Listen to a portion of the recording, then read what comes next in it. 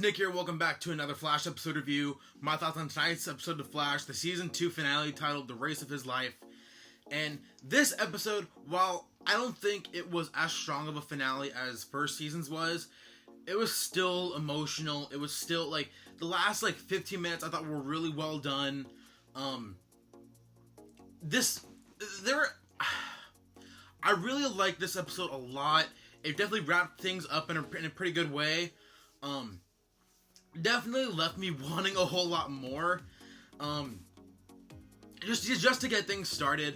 Obviously the big thing tonight, was, Barry finally facing off against Zoom, racing, the race of his life. And, Barry throughout this episode obviously is still really emotionally coming to terms with the death of his dad, after the events of last week's episode. And Barry obviously is in a very emotionally, troubled place, and he's allowing his emotions to control his actions, and he's dead set on killing Zoom. And I don't necessarily blame him. I mean, I honestly probably feel the same way if I were in his shoes. But he was just, so emotionally unstable in this episode that, the team came together, and that's why, they ultimately led to blocking him up in the pipeline, so he wouldn't go after Zoom. And when the team initially does go after Zoom, and they send him to Earth 2, and Barry finds out, that just gives Barry more reason to be upset. And throughout this episode, this is, Barry's obviously overconfidence last week was, shattered when his dad died. And I wish I could have seen more of that, but, this show handles death a lot better than I think that Arrow has in its 4 seasons. I mean, I gave up on that show after they killed off Black Canary, but, by now pretty much everyone knows that. But I feel like this show, Barry's dad's death literally just happened. So he's still coping with it. He's still in mourning. He's still, emotionally unstable because of it. And he has to stop Zoom, but at the same time, he's still dealing with that. And I love how the show just doesn't forget, they didn't just kill his dad for shock value. And it does feel like the way they handle his death, I mean, obviously I didn't want to see Henry Allen die, but the way they're handling it, I think, was really, really well done. And again, showing Barry in a more realistic emotional setting. I mean, we've seen Barry upset and having to deal with loss so much in this show, but he's not letting that loss control him as much as it would control maybe Oliver Queen on Arrow. And in this episode in particular, he does let his actions, he does let his emotions get the better of him. And when the showdown finally comes down to Barry versus Zoom on the thing that's supposed to destroy the multiverse, ultimately I feel like Zoom is a villain. The Zoom aspect, I've always said, has been terrifying. Hunter Zolomon, his characterization has never really made sense to me. He never felt like a really menacing villain. He's just trying to prove that he's the fastest man alive. And that only becomes believable to an extent. Reverse Flash, you understood what, he was a villain. You didn't side with him, but you understood, he was a villain. You understood why he was the way he was. Hunter Zolomon is just a psychopath. He's really just doing it just to do it. And he's killing all these people. He's just going to destroy the multiverse just because he can. And I don't think that necessarily makes a really great and layered villain. And that's what I would want from these superhero shows, especially after a first season knocked Reverse Flash out of the park. Zoom wasn't a bad villain. He wasn't a great villain. He was good. There's a lot of good aspects to him. Again, he was terrifying as Zoom. But it's once you take off the mask and reveal Hunter Zolomon, who's really just a guy who's just killing just to kill, while that can add, obviously, tension, after him killing off several characters, and obviously including Barry's dad, that does create tension in the show. I just feel like the way they handled Zoom could have been done a lot better. They could have made him more of a villain and less of just a terrifying creature in a mask. And I understand because they didn't want to just copy what they did last year with Reverse Flash. But in certain aspects, they kind of did because, Zoom comes in and he's tricking Barry into being, his mentor figure, which was the whole Harrison Wells, Eobard Thawne thing last year. And then big reveal, he's this year's Reverse Flash. And that's where I feel like it's okay, you guys are copying last year a little bit. And his characterization, I just feel like was mishandled. I would have liked to see a more layered villain. In Teddy's series, I'm not gonna the actor who portrays Hunter Zolomon in Zoom, he has done a phenomenal job in this role. He, like, in those terrifying scenes, he is terrifying. Even when Hunter Zolomon is terrifying, I believe it, because Teddy Sears, he is such a great actor, and just for the small amount of roles I've seen him in, I've only seen him in American Horror Story and this, and he's done such a great job. Like, when he played, like, the Jay Garrick part, I was really enthralled by his performance, because you felt like before we found out he was Zoom, you felt like he is really a good guy, and you believe him as Jay Garrick. And even his chemistry with Caitlin, like, at the time, I believed it, but then the whole, like, again, the whole Zoom thing and Zoom and Caitlin, I really could have gone without entirely. But Zoom, overall, not the best villain, not a terrible villain, just an okay villain. Did we necessarily need the Zoom character to be the Hunter's... Did we need Hunter Zolomon to be just a psychopath? No. I just wanted them to make... Like, Zoom was terrifying, but make a reason why he's terrifying other than just, he just wants to be the fastest man alive. Because then it's like, that's not enough for me as an audience member. So, there was that. But ultimately, when, the showdown is happening, Barry versus Zoom, and Barry awesomely creates a time remnant of himself, like Zoom's been doing all season. And when Zoom is finally taken down by the Speed Wraiths, or whatever they're called, I'm pretty sure that Zoom became the Black Flash. Because when they're pulling him out, his mask is like half torn. It's like his face is getting all, dead looking like a zombie.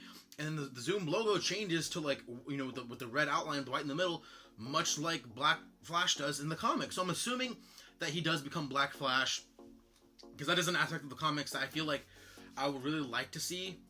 And that hasn't really been touched on in the show, other than the Speed Wraiths. But overall, I think Zoom, again, okay, not bad, not great, just an okay villain for this season. So, there's my little ramble on Zoom. Let's see what else from this season, or from this episode that I really liked. What else? Well, one of my favorite things about this episode was finally getting the reveal of who is in the Iron Mask. And at this point, I feel like a lot of us figured it out already. But, obviously, if you haven't watched the finale yet, you've already spoiled yourself, but big spoilers for this. So you find out that the man in the Iron Mask is Barry's dad's doppelganger from Earth 3. And his dad's doppelganger is the real Jay Garrick. And I've called John Wesley Shipp as Jay Garrick ever since he was cast in Flash. I mean, when he became Barry's dad, I was like, okay, I understand why. But a part of me was disappointed for a while, because I wanted him to be Jay Garrick, because he looks like Jay Garrick. He's been the Flash before. And when we finally find out, at this point, it's like, okay, like, we pretty much all figured it out. But then finally seeing him in his own unique Flash garb, with his own, like, different Flash symbol, and the top portion of his suit is very reminiscent of Barry's, and he ended up taking Hunter Zolomon's Jay Garrick helmet, the one with the wings on it, and it does look really cool.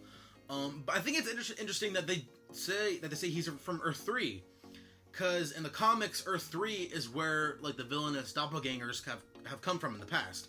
And Earth 2 was where we had the Justice Society characters and Jay Garrick and all of them in the comics. So I thought it was weird that they did that kind of flip.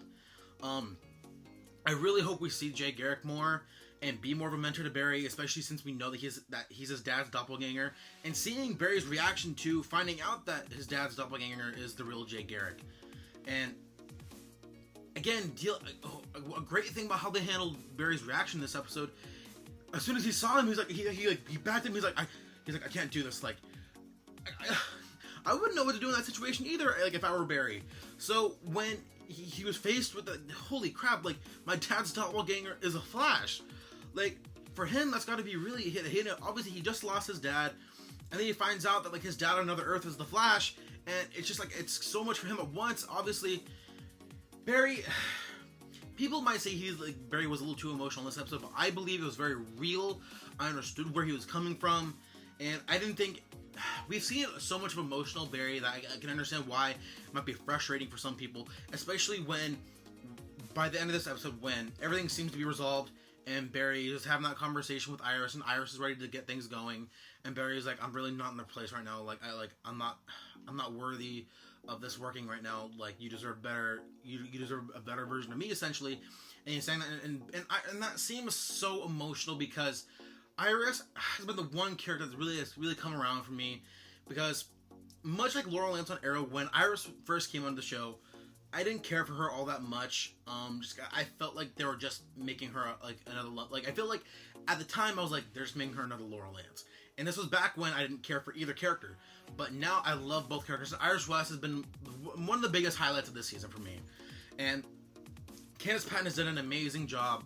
And especially after the whole Patty Spivot BS that they had earlier in the season, I was so happy that they got rid of Patty Spivot, because none of the fans liked her. The romance between her and Barry was so forced. And when things finally started progressing between her and Barry, and that's when like, Candice Patton's acting really came to the forefront and made me so enthralled with her performance as Iris West. And she's done such an amazing job at portraying such a human character, and a character that is full of emotion, and she's there for Barry, and having her be a part of Team Flash, it feels like such an organic fit. And I'm so happy that the writers have come around on her as a character, and they started to treat her with respect, with dignity, that she is Barry's anchor, even though Barry is not emotionally available at the moment. As much as I want Iris and Barry to get together, I've been wanting them to get together for the entire season now. I understand why Barry is not in the place to be in a relationship, but it still sucks because I wanted to see them together. And finally, when Barry and when Iris finally admits that she loves Barry, that was really touching. That was a really heartfelt scene, and they finally share their kiss. And then from that point, we see Barry go back in time to the night his mom was murdered again, and he's. I feel like at this point there's like 4 different versions of Barry going on at that point. So Barry finally goes back in time, right, and he stops Reverse Flash from killing his mom, and his past self from last season who didn't stop Reverse Flash was there, and then he faded away, and Barry's like trying to like comfort his mom, saying, you know, it's okay, I'm not gonna hurt you, it's okay. Like obviously like that's how the season ends on a cliffhanger. What does that mean for next season moving forward? Like, how much of the timeline is going to be affected by Barry's decision to do this? Is this going to create like a Flashpoint paradox kind of thing? And I feel like if they were going to do this, I would have rather have had them do it this past season, because they already did the whole setup of Barry going back in time to kill his mom. And this episode, that whole moment, I understand Barry is in a place where he even admits like this is like the lowest he's ever been, because he lost his mom first, and now he lost his dad. And now I understand from an emotional standpoint where Barry is coming from, but I feel like him going back to his mom, while it was unexpected, because at that moment when he's running back in time, I thought he was becoming the Time Ray that sacrificed himself. But no, we do find out that he goes back in time and stops his mom from being killed by Eobard Thawne. So again, what does that mean for season 3? I mean, how much of the timeline is going to be affected? Like, so many questions that I can't even begin to answer.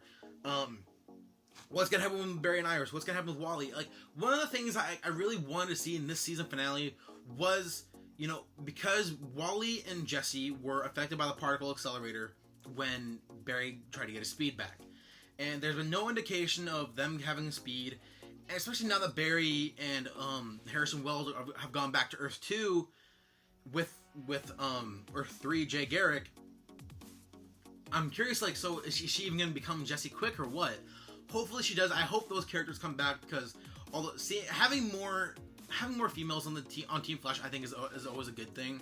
And having Jesse Quick on the show, or Jesse Wells, or whatever we want to call her, but having Jesse on the show, I really like her because she's definitely a more human character. Having her be so smart, and I liked her character. I really liked her character, and I love like her chemistry with Wally. And even by the end, like they're like subtly flirting, and I'm like, and I want them to get together now. I mean, it sucks to see her and her dad go. And this new version of Harrison Wells, while I thought he was good at first, and he got kind of annoying, but he has grown on me. He has been a character. He is very flawed. He is very angry at the world, kind of very stern, very serious. But he is a character that has grown on me. Not my favorite character in the show, but I mean, more than likely we're gonna see them both back, because the show loves Tom Cavanaugh. I mean, as fans, we all like Tom Cavanaugh as Harrison Wells, and especially after what he pulled in his performance with first season. So we all like seeing him. Let's see what else. And I gotta say, Wally in this episode, I thought was really, really, really just a great character. And like I've said, when he first came on the show earlier in the season, I thought he was just okay. Like, I felt like they were doing with him what Arrow did with season 1 and 2 with Roy Harper. But they immediately got the whole, like, him being a criminal thing out of the way. Because I don't like when they make, like, stereotypes of races, like, oh, he's black and he has to be a criminal. Like, I don't like when shows do that. I mean, they did that with Roy Harper and it wasn't a stereotype, but because it was him and they made Wally West's character an African-American character, that's why it's like, you don't need to make him a criminal and just be like, oh, like, he came from this criminal background and now he's a hero. Like, you guys didn't need to do that. Like, Arrow already did it. You guys didn't have to do it. And now it's even worse because you're making it more of a stereotype. But anyways, when Wally, again, first came on the scene, I didn't really care for him all that much. He was okay, not great. But each episode, the actor and the character gets better and better and better. And in this episode, he's really connecting with Barry on a real emotional level. And Wally doesn't want to see Barry go through the same thing that he's going through with his mom. And Wally, that's why people feel like they're really setting up the relationship between Wally and Barry. Oh, excuse me. The hiccups there. And we all know that Wally's going to get his powers, because you don't bring in a character like Wally West and don't give him his powers. Otherwise, if you do that, then a lot of fans are going to get really mad. But just overall, I feel like Wally West has really grown on me as a character. He has become one of my favorite characters in the show. And the way he was in this episode, I thought was really well done. And again, his chemistry with Jesse has always been good for the few episodes they've had together. But and him ultimately figuring out that Barry's the Flash, he didn't overreact. He handled it very well and very maturely, especially given the situation with Barry's dad being, kidnapped and being killed by Zoom. Wally has been a really great character this season. I'm looking forward to what they do with the character for season 3. And hopefully with season 3, the Flash doesn't do like what Arrow did with season 3, like where they focus just on the romance and stupid villains. I hope season 3 of Flash is really, really well. Overall, season 2 of Flash was pretty good. Not as good as first season for me, because I feel like Zoom, again, as a villain, was just okay, not great. There are too many filler episodes. Patty Spivot, that whole thing was really unnecessary. And there's overall, the threat of Zoom just didn't feel as real as the threat of Reverse Flash, because Reverse Flash was always there. Zoom always felt like an afterthought to me. But the highlights of the season have definitely been, Barry and Iris's relationship developing, Wally, Cisco has been a standout this season, because we were finally seeing Cisco with, using his vibe powers like on a weekly basis now. And one of the things I liked about this episode, it's a little subtle thing, but when he threw shade at the Transformers movies, because when he said he was looking at Earth 2 and he was seeing it broken apart, he said like it was a really realistic Transformers movie except with better acting. I thought that was a great line, because the Transformers movies have become crap. And I just thought that was a funny line for Cisco to say. And Cisco has always been a great character, except for like when he was first in the show, like in the first couple episodes, I'm like, I don't know about this guy. And then he's grown on me, and he's always been one of my favorite characters, because he always has the quippy one-liners, and he always has the movie quotes, and he's always a nerd. And and then also Caitlin in this episode, when they used her hologram to trick Zoom, I thought that was really clever, because I feel like Caitlin's acting in that scene was really wooden. I think obviously that was deliberate, but at the same time, like Danielle Panabaker, I feel sorry for her as an actress, because I feel like the show hasn't really given her a whole lot to work with this particular season, because they made her more of like Zoom's love interest, and just I feel like, I mean, when they did the whole Killer Frost thing, I was really excited to see that, because obviously in the comics Caitlin Snow is Killer Frost, and on this Earth, as far as we know, she's not becoming Killer Frost. She more than likely will, because I feel like they're hinting at it more and more each episode. But at the same time, I feel like didn't give Danielle Panabaker please something better to work with. Because she's been, like, just the plain Jane girl of this show for the last couple of seasons. Like, give her something more to work with. Like, as an actress, she deserves better written material than just being someone's love interest. Give her, like, make her a badass. Make her, like, a cool villain. She could potentially be the villain of season 3. Who knows? She's more than likely she's not gonna be, but I'm just saying, like, maybe down the line. Like, give her something more to work with, so she's not just a love interest. So, what else? I think that's gonna be it. I mean, I've rambled for about 20 minutes now. So overall, season 2 of Flash, I had a lot of fun with. A little too many filler episodes, but overall, I had a really good time this season. West Allen fans should be pretty happy for the most part. Maybe not about this particular episode, but as being a part of the West Allen fandom, we've all been pretty happy for the last stretch of episodes. And overall, again, good season, not great, not as good as first season for me personally, but I thought it was really well done for the most part. And yeah, that's gonna be it.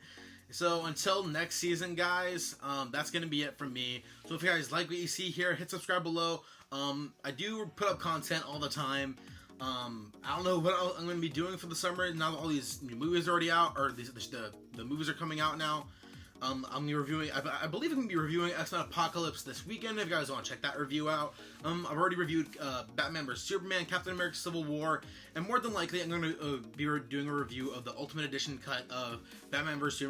Superman when that comes out on Blu-ray later this summer, sometime in July it should be coming out, so I'll do a review of that. What else? That's gonna be it. I've been rambling for over 20 minutes. I think you guys are probably tired of me by now. But thank you guys for watching my videos this season. It's been really great, and I want to take this chance to say this.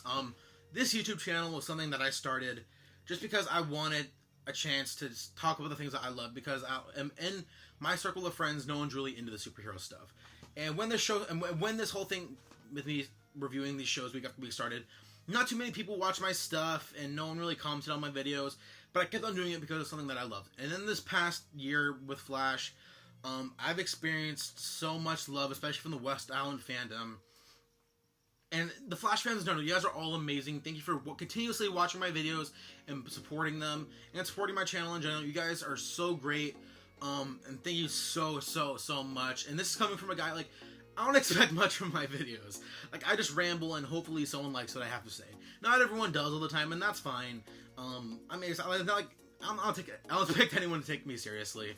But just thank you guys for watching my stuff all year. I've really appreciated it. So yeah, enough rambling for me. So until next season, guys, have a good one.